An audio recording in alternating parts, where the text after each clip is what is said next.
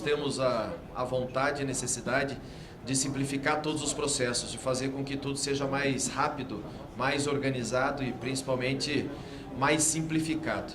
Esse é o objetivo do autocontrole. Nós não queremos tirar a responsabilidade de fiscalização de ninguém, nós não tínhamos o objetivo de desmontar o sistema de fiscalização, pelo contrário, o que nós queríamos era fortalecer esse sistema, fazer com que ele pudesse ter resultados práticos mais rápidos, pudesse responder os processos mais rapidamente e pudesse efetivamente mostrar para os grandes mercados internacionais, cada dia mais exigentes, a simplificação do nosso sistema e, obviamente, a capacidade de fiscalização de um país continental como é o Brasil. Nós vivemos agora, nos últimos dias, desafios enormes nesse sentido. É um caso atípico de vaca louca. Eu ia falar... O que eu ia falar? Não, eu ia falar o nome certo, esponge, encéfalo, isso aí. Enfim, sou veterinário, não tenho obrigação de saber, né? Mas é a vaca... Senador Zequinha Marinho, por favor, seu lugar aqui. Senador Zequinha Marinho, que é o nosso vice-presidente do Senado. E tivemos esse desafio enorme nos últimos dias, né? Todos nós sabíamos que conhecemos minimamente o setor, sabíamos que era um caso atípico, mas tínhamos as responsabilidades com o OIE, com organizações internacionais e tratados, né, que o Brasil é signatário, precisávamos comunicar, fazer o autoembargo e hoje enfrentamos as consequências, infelizmente, de uma situação como essa, que, como eu disse antes, é um país continental com realidades completamente distintas de norte a sul, de leste a oeste e que precisa de uma boa rede, um bom sistema de defesa agropecuária para que tudo funcione. Estamos aí na nossa porta, passando algumas noites sem dormir em relação à gripe aviária que está na Argentina, que está no Uruguai, que está próxima das nossas fronteiras e que nós temos dentro do nosso país uma responsabilidade imensa e eu, em especial, como representante do meu estado do Paraná, o maior produtor de proteína de frango do mundo e que nós precisamos ter as nossas garantias para os mercados que nós acessamos de que não chegará essa enfermidade aqui no Brasil e que nós precisamos ter a certeza disso. Isso tudo é responsabilidade de defesa agropecuária. Isso tudo é responsabilidade dos nossos fiscais, que precisam do nosso apoio todo o tempo e constante, é do nosso setor, que precisa da colaboração e do apoio constante, é dos empresários, é dos produtores, e isso que o autocontrole quer. O autocontrole quer simplificar processos para que a gente possa ter mais capilaridade na fiscalização e, obviamente, conseguir fazer com que o nosso setor se desenvolva cada vez mais. O autocontrole é moderno, o autocontrole é necessário e o autocontrole precisa ser regulamentado. O setor e o tamanho que o nosso setor hoje tem no país.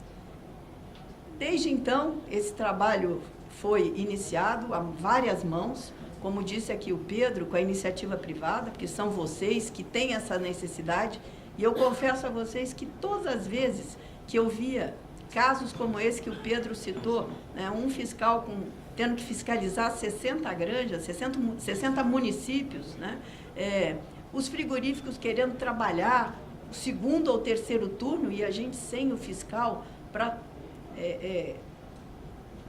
fazer com que as coisas pudessem acontecer, isso realmente me dava uma sensação muito ruim, porque nós não podemos ser a trava, o governo não pode ser a trava do setor. Muito pelo contrário, nós temos que incentivar o setor cada vez crescer mais, gerar emprego, gerar renda, gerar receitas de exportação, enfim, e a participação cada vez maior no nosso PIB.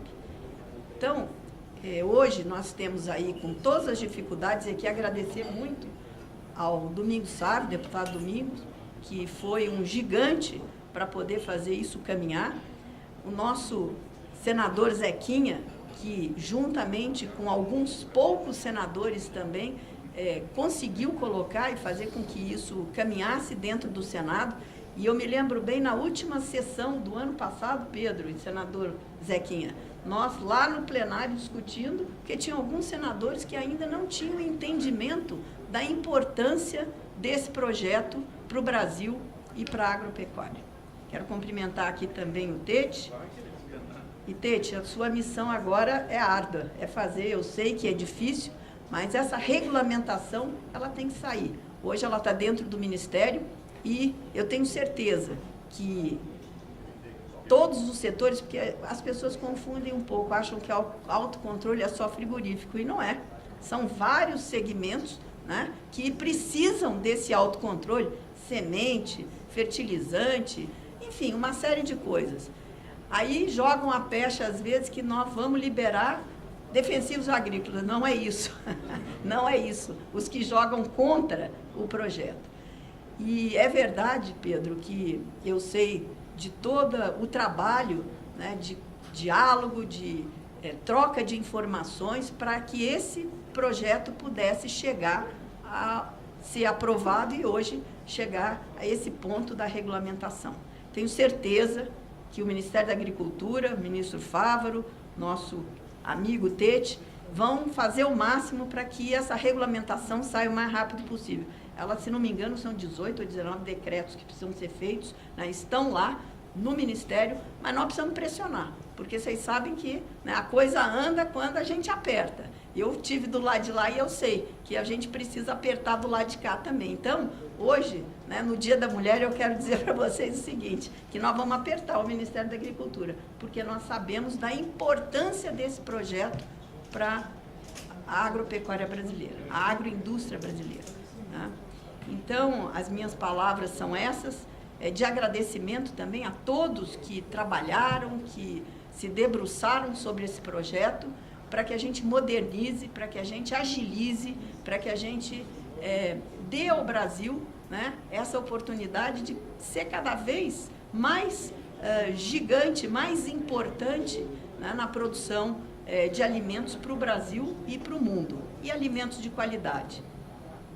E não existe a palavra, né, que dizem, nós vamos desregulamentar, vamos precarizar. Não é isso, ao contrário, nós vamos subir a régua da qualidade, porque eu tenho certeza que não tem nenhuma empresa que queira ver o seu nome, né, colocado lá como se não cumprisse as exigências dos protocolos internos de produção, de qualidade e também os internacionais. Então, fica aqui a minha palavra, primeiro, de agradecimento, segundo, de que nós precisamos caminhar, e é claro que esse projeto ele vai seguir, vai ter que ser aperfeiçoado no futuro, né? Cada vez mais. O mundo hoje é muito dinâmico. Vou passar aqui rapidamente, e eu vou abordar nos meus 10 minutos aqui 5 pontos. A primeira delas, eu queria trazer o quanto é rica essa lei, que já foi tecido uma série de elogios, mas um pouquinho do ponto de vista acadêmico, do ponto de vista de políticas públicas, das estratégias regulatórias que a Lei 14.515 traz. Segundo ponto, a qualificação da fiscalização que essa lei traz. Terceiro ponto, programas de conformidade. Quarto ponto, sistema de garantia de qualidade e processos de produtos. E, por último, a lei como um instrumento de gestão da administração pública. Então, bom, o que muda com a lei? A lei, ela é extremamente rica e, pela primeira vez neste país, gente, nós temos uma lei que se utiliza de diferentes instrumentos de regulação. É algo impressionante quando a gente faz a avaliação das diferentes legislações, do ponto de vista da teoria das políticas públicas. Normalmente a gente tem leis que são voltadas para o comando e controle, né? Que é aquela onde eu digo, você não pode dirigir sem uma carteira de motorista, você perde tantos pontos se você fizer tal forma, você vai ter um comando e um controle com uma penalidade, na grande maioria das leis. Ou senão você tem instrumentos, eu reduzo um ICMS para incentivar a implantação de uma empresa aqui. Mas nesta, você tem todos os instrumentos juntos, você se utilizou de todos os artifícios ao mesmo tempo. Eu desconheço, e olha que eu conheço um tanto de leis, eu desconheço outra lei na legislação brasileira que tenha feito o uso de todas essas estratégias simultaneamente, né? Então, nessa lei, a gente tem o autocontrole, a gente tem a certificação e supervisão de terceiros, a gente tem incentivos, que são as possibilidades de desburocratização para quem aderia ao programa de autocontrole e agilidade em procedimentos. A gente mantém o comando e controle por meio da fiscalização e a gente tem ainda um outro artifício que é extremamente inovador, que é a possibilidade de modularidade. E depois eu explico um pouquinho o que é isso do ponto de vista teórico, mas que vocês colocaram lá, talvez até sem saber exatamente do que estava sendo colocado neste patamar de uma inovação tão grande. E depois, se alguém tiver interesse, eu posso, inclusive, disponibilizar bibliografias que tratam, né, da avaliação de leis com estas diferentes estratégias e mecanismos. Então, na verdade, essa lei, ela é um arranjo, né, efetivamente um arranjo com diferentes estratégias. É algo impressionante, né? Quando eu comecei a ler o projeto e depois quando eu li a lei, o olho brilhava. Gente, isso é altamente inovador. Eita. Bom, e aí a gente tem que voltar para a realidade das nossas fiscalizações. E aqui eu tenho vários fiscais do MAPA. Eu nunca fui fiscal do MAPA, mas da Anvisa e não é diferente. Quais são os instrumentos que o fiscal detém na mão para fiscalizar? Olhos, nariz, pele. O principal instrumento é sensorial.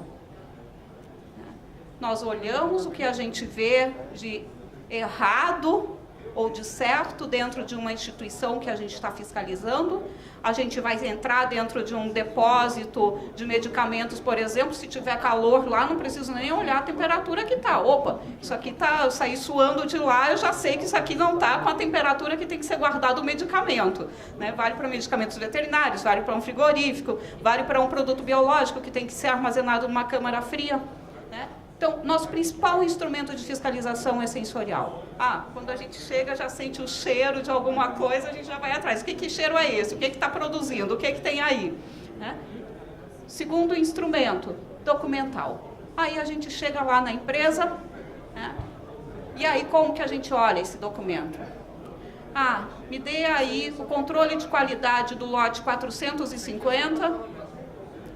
Deixa eu pensar aqui outro lote. Me dê o lote 520, me deu o lote 250, e é esta a fotografia que a gente sai daquela empresa. É com esse pedacinho que a gente constrói a nossa visão de qualidade, de como a empresa está produzindo naquele momento. Né?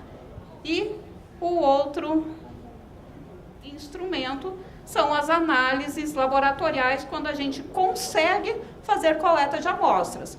Porque se a gente pensar em determinadas matrizes, as análises são altamente caras, a gente dispõe de carência laboratorial, muitas vezes a gente não tem as metodologias analíticas para fazer as análises que gostaríamos de fazer. Não preciso ir longe, vamos pensar em impurezas de produtos técnicos para pesticidas. Quais os laboratórios brasileiros que fazem análise de dioxina hoje, por exemplo?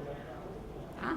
Então, a gente tem carência laboratorial. Isso pensando em laboratório privado. E aí, laboratório público que faça análise de dioxina, que é um contaminante de algum pesticida ou de algum fertilizante.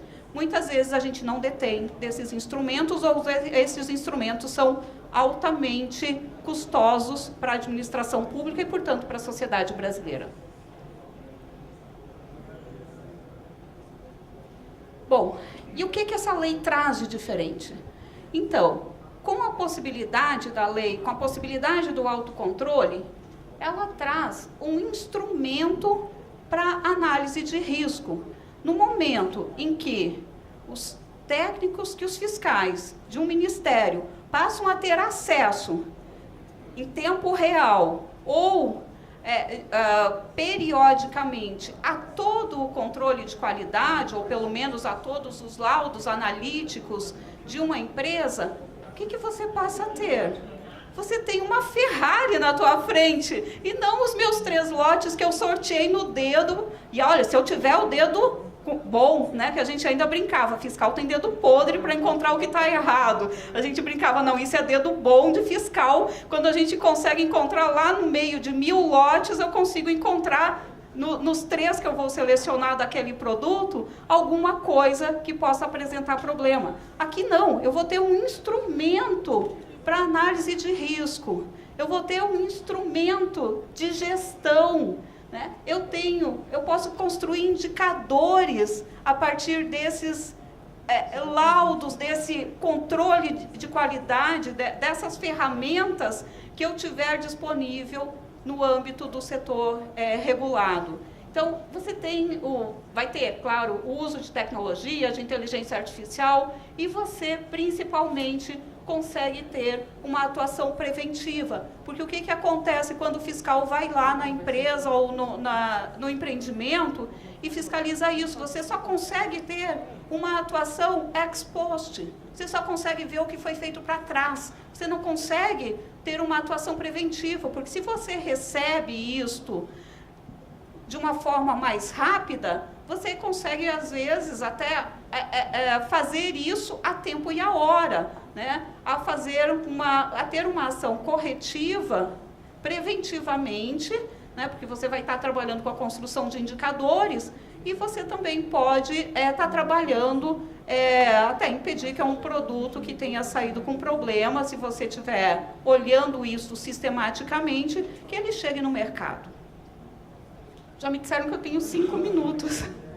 Bom, gente, então, não vai dar para trabalhar muito aqui, mas eu quero chamar a atenção para outra possibilidade que a gente passa a ter com a legislação. A gente passa a ter uma diferença entre controle de qualidade de produtos e a gente passa a trabalhar com uma noção muito mais ampla, que é a garantia da qualidade ou com a gestão do processo inteiro. Então, no momento que hoje é dificílimo para o órgão governamental olhar isso, porque aqui na gestão de qualidade, por exemplo, você trabalha com todas as etapas do processo produtivo, desde a homologação de fornecedor, armazenamento, prevenção, controle do produto, inspeção, recebimento, os controles operacionais até o produto final. Via de regra, o que o fiscal consegue olhar? É o controle do produto e o resultado final, né? Porque eu não estou lá, o fiscal não está lá para acompanhar esse processo inteiro. E esse processo inteiro poderá vir a ser acompanhado. Poderá vir a ser acompanhado por parte da fiscalização. Bom, agora é claro que vocês já viram rapidamente que isso aqui se trata de uma Ferrari, né? Só que como uma Ferrari, não dá para pegá-la com ou sem carteira de motorista e sair dirigindo a 200 por hora no eixinho aqui em Brasília ou aqui no eixo Monumental, né? O que acontece? Isso vai ter que ser implantado em partes, né?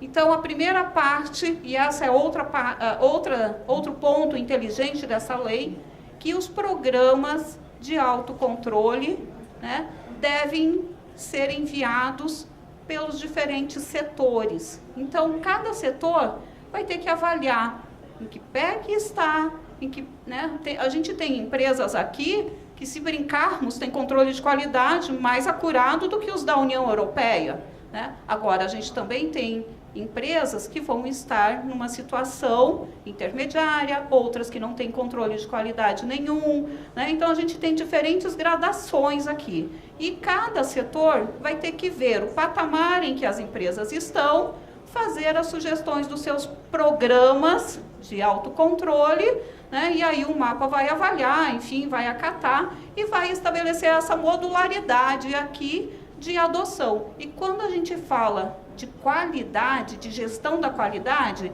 isso implica em um processo de melhoria contínua, né? Isso não sou eu que estou inventando, isso está dado nas próprias normas internacionais que lidam com qualidade, como é o caso da ISO. Então, a lei é tudo isso e muito mais que a gente vai ainda ver pela frente. E eu queria chamar a atenção para outro ponto extremamente importante para quem trabalha com biológico. Hoje existe uma política de incentivo a bioinsumos, né, e que é uma dor muito grande para esse setor, que são os produtos com dupla funcionalidade. E a lei trouxe também, né, um dispositivo nesse sentido de que produtos com dupla funcionalidade poderão ter um registro único no âmbito do mapa. E eu nem iria tão longe. Não é nem necessário, talvez, que haja o registro único, mas que hajam os mesmos procedimentos. Eu trabalho com uma empresa, presto consultoria para uma empresa de produtos biológicos, e os mesmos micro-organismos que são utilizados como inoculantes, eles também estão registrados como biopesticidas. Eu tenho um armazenamento, um rótulo e uma bula para o biopesticida, eu tenho que ter uma parede no meio do depósito, separando os biopesticidas e do outro lado os inoculantes. Gente, mesmo micro-organismo. Então, né, o que a lei trouxe é altamente inovador, e eu fico à disposição para as perguntas, e passei dos meus 5 minutos, Silvino, desculpa a correria. Sócio da Oliveira Souza Advogados, somos um escritório que tem mais de 24 anos de história e atuando muito na área do administrativo e regulatório para a agroindústria. Isso, inclusive, dentro ali do escopo da defesa agropecuária. Voltou, não era para ter voltado, não passou, na verdade. Calma que a tecnologia não está me ajudando. A gente passando um pouco aqui na defesa agropecuária, eu não tenho nem competência para dar aula sobre o que é a defesa agropecuária. Aqui tenho pessoas que sabem muito melhor do que eu. Mas dentro da minha atuação enquanto advogado, vendo a realidade das empresas, fica muito claro algumas questões, né, enquanto advogado, e o que me cabe aqui falar é a visão do advogado que defende empresas e, eventualmente, já fizemos defesas de servidores também na dinâmica estatal. O Estado ele tem limites, ele tem braço limitado, ele tem um custo limitado também para desenvolver uma fiscalização extensiva em todo o território nacional. Nós somos um país gigantesco, com crescimento exponencial da nossa atividade, da nossa produção, o que leva a uma inviabilização, efetivamente, de uma fiscalização tão intensiva ou de uma presença tão grande do Estado em todas as unidades. Hoje nós temos 18 cadeias produtivas que estão ali dentro do guarda-chuva da defesa agropecuária, e nós temos muitos avanços tecnológicos que possibilitam maior eficiência tanto na produção como na fiscalização. Então, nós temos aqui um momento ímpar para desenvolver um sistema que seja muito mais eficaz e eficiente para todos. A dinâmica da relação público-privada, ela tem que se basear em segurança para todas as partes. Na nossa atuação, nós vimos, ao longo dos anos, um aumento do número de autuações, um aumento do número dos processos administrativos de responsabilização de pessoas jurídicas, um aumento dos processos administrativos disciplinares. Isso demonstra que a gente tem uma situação em que o sistema tem falhas e ele tem de ser corrigido. E o que não podemos aceitar enquanto cidadãos, enquanto empresa, é que as falhas do sistema sejam imputadas aos agentes, tanto públicos quanto privados. Isso é algo que nós não podemos aceitar, e com o advento dessa lei nós estamos tendo agora a oportunidade de avançar nesse momento e tentar trazer mais segurança para os agentes privados e para os agentes públicos. O autocontrole não é uma novidade, não vou definir aqui o autocontrole porque ele já foi muito bem definido por quem me antecedeu, e ele não é uma novidade, inclusive, aqui dos normativos nacionais. A gente já teve a parte de boas práticas de fabricação, entre outros, que já foram discutidos aí ao longo dos anos na parte regulatória do Ministério da Agricultura. Mas a lei sim é uma novidade. Temos aqueles que são contra, aqueles que são a favor, aqueles que veem que não há necessidade dessa lei. Porém, nós temos a lei. A lei ela foi publicada, ela foi promulgada, ela está em vigor, e é necessário que todos se juntem para fazer uma regulamentação adequada dessa lei, para evitar maiores prejuízos futuros, para que ela saia da melhor forma possível.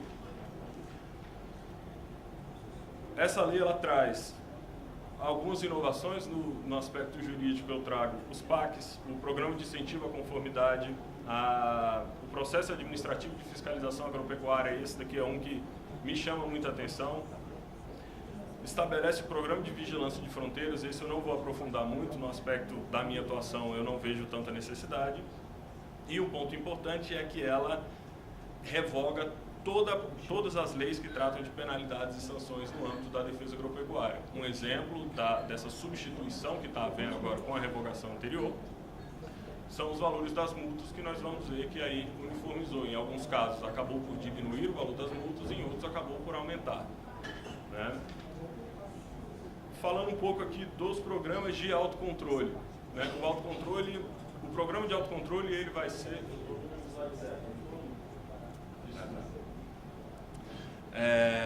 o programa de autocontrole ele é uma iniciativa do agente privado, né? Ele será definido pelo próprio estabelecimento, porém, quem regulamenta e quem fiscaliza vai continuar a ser a UMAPA. Não estamos falando, como já foi muito bem colocado aqui, de autorregulação ou autofiscalização. O que estamos falando é de um sistema de controle que a empresa vai ter de criar para ser auditada, né? Vamos pensar, a Receita Federal ela não tem um auditor fiscal para cada cidadão brasileiro ou para cada unidade produtiva no Brasil, para cada empresa. Porém, com os dados que nós fornecemos, ela consegue fazer a fiscalização da nossa receita, né? O que é necessário como parâmetros mínimos que a lei estabelece para os planos, para os programas de autocontrole? Um sistema auditável, né? Um registro sistematizado e auditável, para que aí o Ministério ele possa efetivamente ver nitidamente como que está sendo a sua produção. E aqui nós temos um ponto do lado jurídico que é importante. Para você garantir que isso ocorra, pode ser que dentro da sua cadeia contratual, com fornecedores, prestadores de serviço, acabe a ensejar uma adequação dos seus contratos. Inclusive em relação aos clientes, até por uma previsão que temos de que no plano de autocontrole já tem que ter todo o seu planejamento de recolhimento caso seja identificada alguma não conformidade. E por fim, ele tem de conter o sistema de autocorreção, que basicamente é a previsão de como você vai proceder em caso de eventual não conformidade, mas que também pode ser decidido em deliberação pela qualidade da unidade. Outro ponto a se ressaltar é que os setores e as entidades devem trabalhar nisso, devem desenvolver manuais orientadores para o desenvolvimento dos PACs.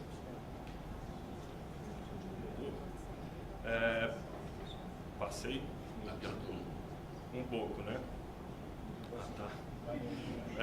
Vou tentar correr aqui, então, gente. Uma parte importante aqui, eu acho bem interessante, vou resumir, não vou falar tanto como estava aqui, é esse plano de incentivo à conformidade e defesa agropecuária. Aqui nós temos uma oportunidade, ele vai ser voluntário e ele tenta trazer maior confiança nessa relação público-privada que a gente já citou aqui no início da minha apresentação. A principal ideia daqui é numa contrapartida pelas unidades prestarem maiores informações ao Ministério, trazer alguns benefícios. Esses devem ser muito bem regulamentados. Aqui eu listei alguns, não vou falar para não avançar. O sistema de classificação de risco é um ponto muito interessante para as empresas. Você vai ser classificado em uma lista que vai pontuar ali qual é o seu risco agropecuário para o Ministério. Isso vai acabar ensejando um maior ou menor número de fiscalização na sua empresa, se você vai ter mais atenção ou não do Estado. Mais ou menos a gente pode dizer como o sistema de bandeiras ali da alfândega na hora da importação. Se você é bandeira verde, sua carga passa mais rápido. Se é bandeira vermelha ou preta, você vai acabar demorando um pouco mais nessa sistemática, né? E já está correndo prazo de regulamentação dessa parte. Dos procedimentos e atos públicos, aqui eu acho que vai estar o maior ganho para as empresas, mas a gente tem que tomar muito cuidado. Vai ser criado um sistema eletrônico, ele tem que ser desenvolvido, já está no prazo da regulamentação desse sistema eletrônico. E focando aqui nos produtos, o que me pareceu mais interessante vai se buscar um sistema simplificado de registro de produtos. Nós temos setores como pesticidas, medicamentos veterinários, que eles acabam levando um tempo maior aí para o registro de seus produtos. E E se fala também da parametrização e padronização dos produtos agropecuários, e se o produto que você quer registrar estiver padronizado, se fala do registro automático. Aqui é uma parte muito importante da gente colocar muito bem na regulamentação qual o controle e quais são os critérios para esse registro automático. Importante aqui ressaltar que para pesticidas não vai ter tanta interferência nessa parte dos registros, até se formos considerar que tem uma tríade regulatória que está sendo, hoje ela é regulada ali na Lei 7.802, ou numa nova lei que possa vir, como a gente tem o PL. Nas medidas cautelares, fica bem nítido aqui que é apenas em situação de risco que as medidas cautelares serão cabíveis, principalmente saúde pública, defesa agropecuária e embargos à fiscalização. Aqui eu vejo uma oportunidade dos setores tentarem evitar um problema que eu já vejo ocorrendo há muito tempo. Embaraço à fiscalização. É um conceito extremamente subjetivo e que... Fiquei um pouco longe aqui do microfone, desculpa. O embaraço à fiscalização, ela é um conceito extremamente subjetivo que não pode ser banalizado. Dentro da dinâmica da indústria, de uma produção, muitos erros ou não conformidades ou lapsos podem ocorrer. Um erro não pode ser considerado um embaraço à fiscalização. Embaraço à fiscalização é ato deliberado com a intenção de burlar a fiscalização, impedir deliberadamente que o fiscal possa ali te fiscalizar. Eu tinha esquecido de mudar, não é, gente? Desculpa. Seguindo, aqui está a nova dinâmica das infrações e penalidades. Ressalto a parte das multas, que agora as multas elas vão ser definidas conforme a graduação da natureza da infração e diante do porte da empresa. Um ponto a ser regulado adequadamente, principalmente para o critério do máximo e mínimo do valor da multa. A parte, para mim, que é mais interessante, onde eu mais atuo enquanto advogado, vai ser agora a uniformização do processo administrativo de fiscalização agropecuária. Nós teremos uniformizado agora o prazo de 20 dias, tanto para defesa quanto para recurso administrativo, o que vai tirar um pouco daquele afogadilho da defesa ser muito rápida e pegar subsídios. Nós temos a previsão, agora, efetivamente está escrito, o efeito suspensivo dos recursos já era uma prática dentro da defesa agropecuária, mas agora está escrito o efeito suspensivo aos recursos que são tempestivos, e também está prevendo aqui a possibilidade de substituição da penalidade de suspensão ou cassação de registro por multa mediante assinatura de um TAC. Aqui é importantíssimo a gente tratar da forma mais abrangente possível de como regulamentar esse TAC para que também não seja banalizado e acabe levando que toda situação venha a ensejar um TAC. E, por fim, foi estabelecido aqui a Comissão Especial de Recursos de Defesa Agropecuária, que nada mais é do que a terceira instância administrativa. Ela vai ser formada por 2 membros titulares e 2 suplentes do Ministério da Agricultura e um membro titular e um suplente do Ministério da Justiça, da CNI e da CNA. Além das competências de recursos, também ela terá a competência de emitir enunciados que, quando ratificados pela SDA, serão vinculantes, ou seja, temos um sistema de jurisprudência, uma previsibilidade para as empresas ali na questão das punições, das sanções, então até a parte de defesa vai se tornar mais fácil e cabe a ela decidir pela conversão ou não das penas em multa. Aqui eu listo, para não me adiantar, eu tenho certeza que meu tempo já acabou,